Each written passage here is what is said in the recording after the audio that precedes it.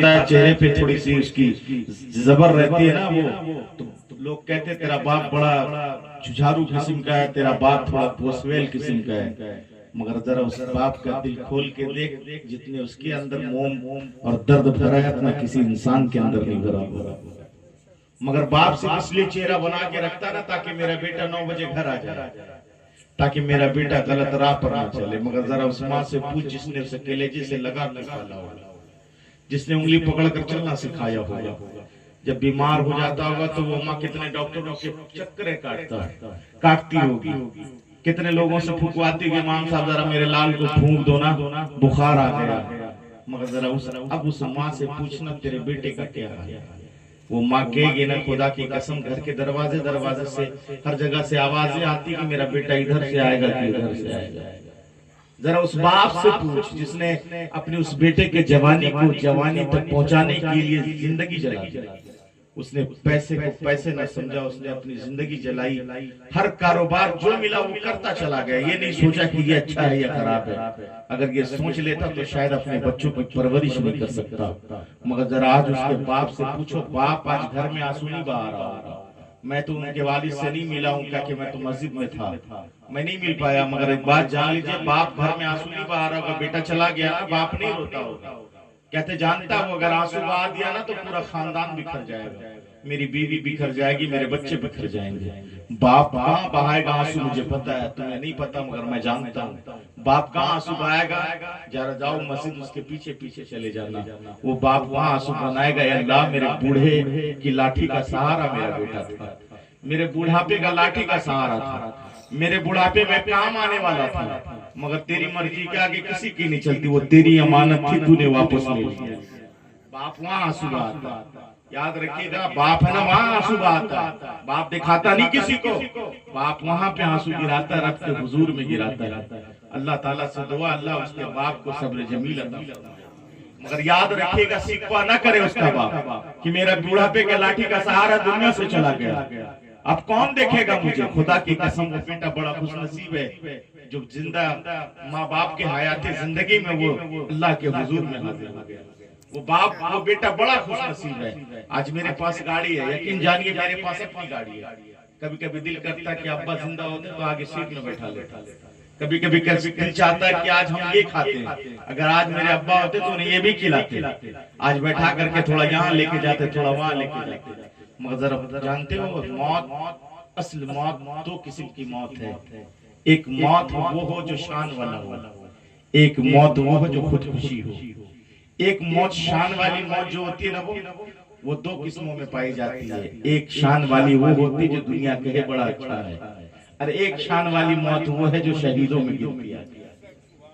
जाने वाला एक्सीडेंट में गया, फुकाने कराम ने अपनी किताबों में लिखा है, मर्ज में बड़े मर्ज में इंतकाल कर जाए या एक्सीडेंट कर जाए, उसकी गिनती शुहदा में की जाती है। ये याद रखिएगा। वो जाने वाला गया ना, बड़ा खुशनसीब था वो बेटा। खुदा की कसम पूछोगे मौलाना, जाने वाले की बात कर रहे हो, वो तो बड़ा गमनाक बात है ना, पूरा घर रो रहा, और आप कहते बेटा खुशनसीब था। बेटा खुशनसीब इसलिए था, बाप जन्नत का दरवाजा है, और माँ के कदमों के नीचे अल्लाह ने जन्नत अता फरमाई है। वो बेटा कितना खुशनसीब होगा जो बाप के कांधे पर गया होगा कब्रिस्तान। जब बाप उसे उतार रहा होगा ना कब्रिस्तान में, जनाजा गांव में जब उतारा गया होगा ना, लोग मिट्टी दे करके वापस जाने लगे होंगे। यही वो बाप है जिसे चलना सिखाया था, यही वो बाप है जिसने बोलना सिखाया था, यही वो बाप है जो दुनिया के परवान चढ़ाया था, यही वो बाप है जो हर चीज सिखाया था। मगर कह गए अल्लाह, मैंने अपनी मर्जी से मैं बाप नहीं बना, बाप को तूने बनाया था, मेरे बेटा के लिए मैं बाप था, मैं जन्नत का दरवाजा तूने बनाया था। अल्लाह मैं इससे राजी हूँ, तू भी इससे राजी हो जा। जब एक बाप ये कह देगा बेटे के हक में कि मैं इससे राजी हो जाऊं, तू इससे राजी हो जा, और इधर माँ उसकी होए जो कब्रिस्तान जा ना सके, अपने बेटे को मट्टी ना दे सके, वो माँ आंसू बहाए और फिर माँ आंचल उठा करके अल्लाह मैं उस माँ उस मजलूम बेटे की माँ हूँ जो अब दुनिया में ना रहा, तेरे हुजूर हाजिर है, मैं उससे राजी हूँ, तू भी उससे राजी हो जा। तो गायब से आवाज आती है, आसमान के फरिश्तों सुनो, वो एक माँ होकर के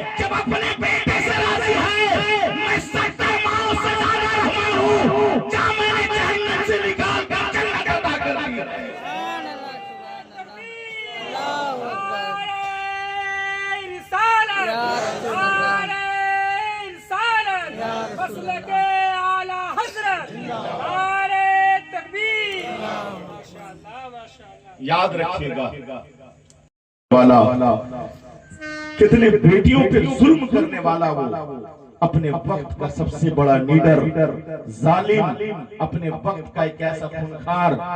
मगर जब आखिरी वक्त आया ना तो कहने लगा माँ मुझे मौत आने वाली है, मैं नहीं बचूंगा। मगर अम्मा मैंने कितने बच्चों को जिंदगियां बर्बाद की है, कितनी बेटियों को मैंने बेवा किया है, कितने बच्चों को मैंने यतीम किया है, कितनों के घर बर्बाद किए हैं, कितनों की जमीनें हड़प ली है। माँ मैं दुनिया छोड़ कर जा रहा हूँ, मगर माँ सुन मेरा 2 काम कर देगी। माँ ने कहा बेटा बताना कौन सा काम है। कहने लगे सुन जब मैं मर जाऊं तो किसी को खबर ना करना कि मैं मर गया, वरना लोग कहेंगे अच्छा था वो मर गया। किसी को नहीं बताना माँ। कहने लगे क्यों? दूसरी बात कहने लगे माँ जब मैं मर जाऊं ना तो मेरे सीने पे लात रख के कहना अल्लाह ये जालिम था, इसका हश्र ऐसे ही होना था। अब फिर कहना माँ तीसरे जुमले कहने लगे, तीसरी बात जब कही ना तो हिचकियां लेने लगा। कहने लगे माँ मैं दुनिया से चला जाऊंगा ना तो एक बात और कह देना रब के हुजूर में, कहना अल्लाह ये मेरा बेटा, मैं इससे राजी था, मैं इससे राजी हूँ, तू भी इससे राजी हो जा। कहते माँ ये कह देगी? कहने लगे हाँ मेरे लाल क्यों नहीं कहूंगी, तू तो दुनिया वालों के लिए बदमाश था मगर माँ को तकलीफ तो नहीं पहुंचाई ना, तूने दुनिया वालों को तकलीफ पहुंचाई, माँ को तो नहीं पहुंचाई ना। कहते ये बात कही और वो हिचकियां लिया, खत्म हो गया। कहते शहर बगदाद में बहुत बड़े बुजुर्ग थे, हजरत शाह बकीउद्दीन मखलक। कहते मैं शहर बगदाद किसी काम से गया था, मैंने रास्ते में एक जनाजा देखा, सिर्फ 4 लोग थे उस जनाजे में। मैं सोचने लगा अल्लाह इतनी बड़ी बगदाद बस्ती है, इतने कसीर तादाद में लोग आबाद हैं, और एक मुसलमान के जनाजे में सिर्फ 4 लोग हैं। कहने लगे समझ में नहीं है बात, तो पीछे पीछे हो लिए। एक बूढ़ी अम्मा उसके आगे आगे चल रही थी। कहते मैं भी पीछे पीछे हुआ। मैंने पूछा भाई ये किसका जनाजा है? कहने लगे मुसलमान का जनाजा। कहने लगे बगदाद में और कोई लोग नहीं है? कहने लगे है, जो पूछना है बूढ़ी अम्मा से पूछो, हम तो किराएदार है, भाड़ा पे लाया गया है। कहने लगा अजीब मामला है, इसे तो कांधे देने वाले भी भाड़ेदार है। कहने लगे अम्मा से मैं पूछ नहीं पाया, हिम्मत न हुई। मैं सीधा कब्रिस्तान पहुंचा तो देखा वहां इमाम साहब भी नहीं, जनाजा रखा, मैं आगे बढ़ गया। मैंने जनाजे की नियत की, जनाजा पढ़ा दिया। वो माँ आंसू बहा के रो रही थी, हिचकियां मार के रो रही थी। जब माँ आंचल उठाकर दुआ करने लगी ना, थोड़ी देर के बाद वो मुस्कुराने लगी। जब मुस्कुराने लगी ना तो बात मुझे समझ में नहीं आई, बात खटकने लगी। मैंने उस माँ के आंचल को पकड़ा, कहने लगा माँ जरा बात तो बता, पूरे रास्ता में देखा तुझे आंसू बहाते हुए, ये 4 लोग जिसे तू कांधा दिलवा रही वो भी तूने खरीद कर लाया, बगदाद के सारे लोग कहाँ चले गए? माँ कहने लगे मौलाना अपना काम कर, तूने जनाजे की नमाज पढ़ा दी, तेरा काम अलग है मेरा काम अलग है, तू जा। कहने लगे नहीं जाता मैं, मसला बता मुझे। तो पूरे रास्ता रोते हुए आई, मगर दुआ कर रही थी उस वक्त मुस्कुराने लगी। मामला क्या है बताना? कहने लगे नहीं जानना चाहते, मेरा बेटा बड़ा जालिम था, मेरा बेटा बड़ा जालिम था।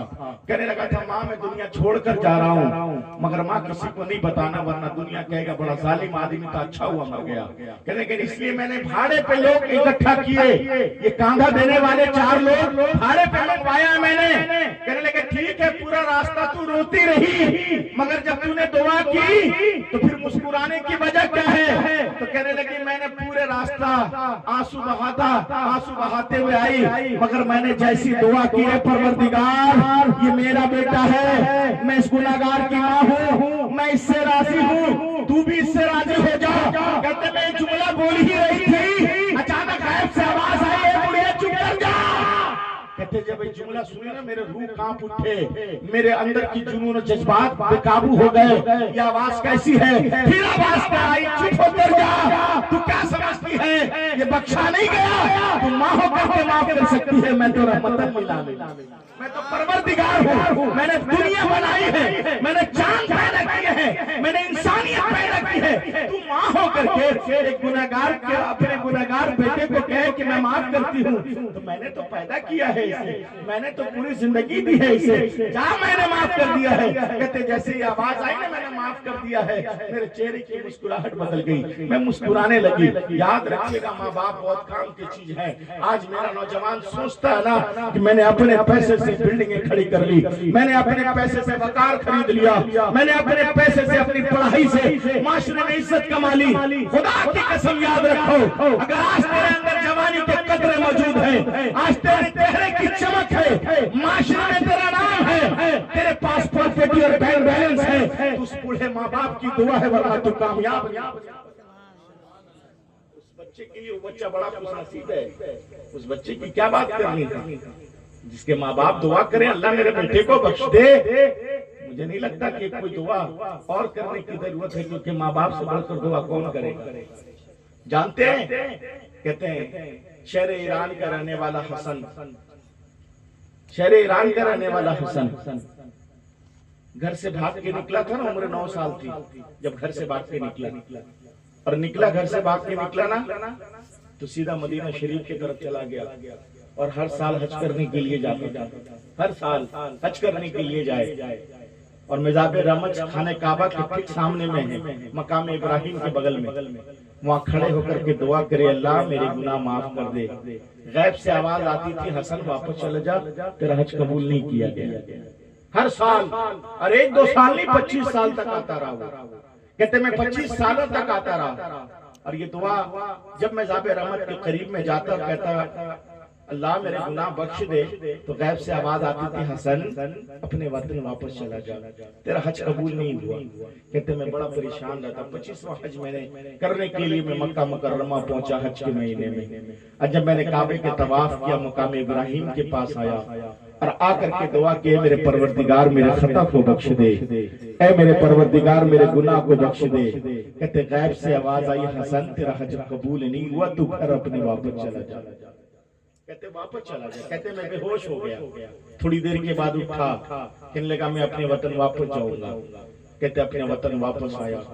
जब अपने वतन वापस आया ना खरासान, कहते खरासान जब आया था तो मैं 9 साल की उम्र में भागा था, अब मेरी उम्र 60 साल के लगभग थी। कहते मेरा वजूद मिटने को था, मैं गलियां भूल चुका था, लोगों को नहीं पहचानता था, मगर पूछते पूछते पहुंच गया मेरा मकान कहाँ है। कहते हैं कि अचानक किसी से पूछा कि फला कहाँ मिलेंगे। कहने लगे कौन? वो हसन का बाप जो 9 साल की उम्र में भाग गया था। कहने लगे हाँ। कहने लगे उसका बाप बहुत रोया, जब वो घर छोड़ के भागा था तो बाप पागल सा हो गया।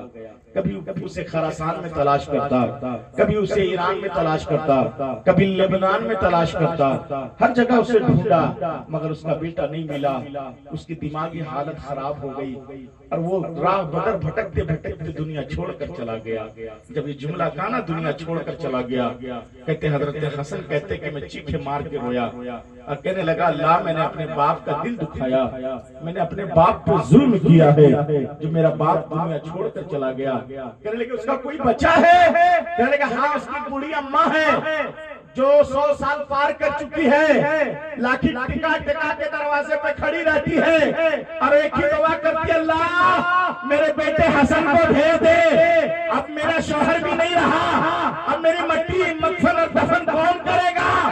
मैं भी आखिरी हो चुकी हूँ, दुनिया छोड़ के जाने वाली हूँ, मेरे बेटे को भेज दे। कहते जब जुमला सुना ना हसन, कहते तड़प के रोया, दौड़ के भागा। कहते अपने माँ के दरवाजे की तरफ भागा तो वो बूढ़ी माँ टिकाते हुए दरवाजे के पास खड़ी थी। अंदर आवाज लगाई हसन। कहने लगे कौन हो बेटा? कहने लगे आपका बेटा हसन कहाँ है? कहने लगे मेरा बेटा हसन 9 साल की उम्र में घर छोड़ के भागा था, फिर वापस नहीं आया, फिर नहीं आया वापस वो। कहने लगे हाँ आप कौन है? कहने लगे मेरी आंख की बिनाई चली गई अपने बेटे के याद में, बेटे के गम में, मेरा बेटा वापस नहीं आया। मेरे बेटे अब मेरा आखिरी वक्त है, मैं कभी भी दुनिया छोड़कर जा सकती हूँ, मैं चाहती हूँ कि मेरे जनाजे में कम से कम मेरा बेटा आ जाए। कहते ये जुमला जब उसकी माँ ने कहा ना तो हसन रो पड़ा, माँ के कदमों से लिपट कर रोया और कहने लगा माँ वही तेरा बेटा हसन है जो 9 साल पहले इसी खरासान से भाग के निकला था। माँ मुझे माफ कर दे, मैंने तेरी खिदमत ना कर सका, मैं अपने बाप का दिल दुखाया हूँ, मेरा बाप मुझे तलाश करते करते दुनिया छोड़कर चला गया। कहते जब माँ ने हसन का चेहरा देखा, कहने लगे मेरे बेटे तू आ गया यही काफी है। कहते कहने जैसे लगाई और एक हिचकी ली और कहने लगे अल्लाह मेरा बेटा हसन आ गया है, अल्लाह इसकी लंबी उम्र अता फरमाना, इसके गुनाहों को माफ करना, ये अपनी माँ से मिल गया है और मुझे कुछ नहीं चाहिए। मेरी माँ ने एक हिचकी ली, दुनिया छोड़कर चली गई। मैंने माँ के जनाजे की नमाज पढ़ाई, दफन और कफन तफखीम किया, कब्रिस्तान गया, 40 दिन तक अपने गांव में रहा, फिर 1 साल तक अपने गांव में रहा, उसी टूटी हुई झोपड़ी को आबाद करता रहा, जो दीवारें गिरी थी उन दीवारों को सही करता रहा। 1 साल के बाद फिर दीदारे यार का मौसम बदला, फिर बहारें छा गई, फिर रानाया बिखर गई, फिर हज का मौसम आया, मैंने एहराम बांधा, फिर सफर शुरू किया, फिर खाने काबा का तवाफ करते करते उसी मकाम इब्राहिम के बगल में खड़ा हुआ, मैं जामे रहमत के करीब खड़ा हुआ और खड़ा होता ही कहा, अल्लाह क्या मेरा हज कबूल हो गया है? गैब से आवाज आई, हसन तेरा हज कबूल कर लिया गया है और तेरे सदके में जितने हज करने आए अल्लाह उनके भी हज कबूल है। नारे तकबीर, नारे रिसालत, अज़मत वालिदैन, नारे तकबीर। माँ बाप वो चीज जो बेटे सोचते हैं ना कि अपनी जवानी के नशे में चूर, चंद खूबसूरत लड़कियां अगर मिल जाए तो माँ को माँ नहीं समझता, बाप को बाप नहीं समझता। मोबाइल के जमाने में इंस्टाग्राम चलाने वालों नौजवानों सुनो कि तेरा बाप तुझे कयामत में काम आएगा। तू सोचता है कि तेरे अपने अमाल की बिना पे जन्नत में जाएगा तू? मुझे पता है कि तेरी नमाजें कितनी, मुझे मालूम है आप रोजा कितना रखते हो, मुझे पता है आप सच कितना कहते हो। इस फुरफतन दौर में कोई नहीं कह सकता कि मैं गुनाहों से बच जाऊंगा, मगर कल क़यामत में अगर बख्शे जाओगे तो अपने बूढ़े माँ बाप की वजह से बख्शे जाओगे। जो दुनिया से गया है ना, मैं नहीं जानता उसका कैरेक्टर कैसा था, मैं नहीं जानता उसका अखलाक कैसा था, हम नहीं जानते थे कि अंदर की सोच और समझ कैसा रखता था। मगर आज की महफिल में बैठ के दिल तो चाहता है एक जुमला कहूँ, जुमला ये था, और सारे फुक़हा से पूछो, जरा बड़े आलिमों से पूछो, बड़े दरबारों के